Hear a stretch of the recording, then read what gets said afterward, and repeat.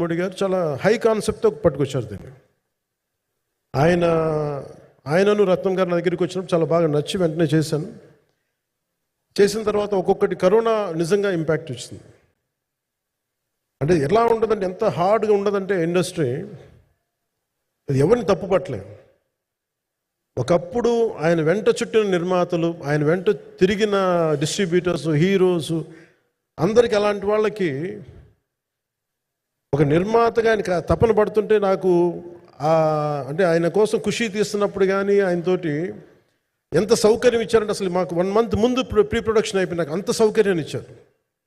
నేను కంపోజ్ చేసిన action sequences కానీ ఫైట్స్ కానీ ఖుషీకి నాకు ఆల్రెడీ ఒక 1 month 1.5 month థియేటర్ నాకు ఇచ్చేసి, మన సురేష్ ఎఫెక్ట్స్ థియేటర్ మొత్తం ఇచ్చి నాకు అంత లగ్జరీ ఇచ్చిన వ్యక్తి ఆయన నలిగిపోతుంటే నాకు నిజంగా చాలా బాధేస్తుంది. ఒకసారి it is not about money, it's not about success, it's about standing by hmm you trust, who stood for the people, who stood for the industry.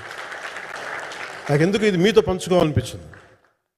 Cinema ఎంత విజయం ఇది నాకు నిజంగా తెలియదు, ఎందుకంటే నేను ఇట్లా అనుకోవచ్చు, ఇంకోలా కానీ ఒక్కటి మటుకు చాలా సిన్సియర్గా చెప్పగలను. Krish came out with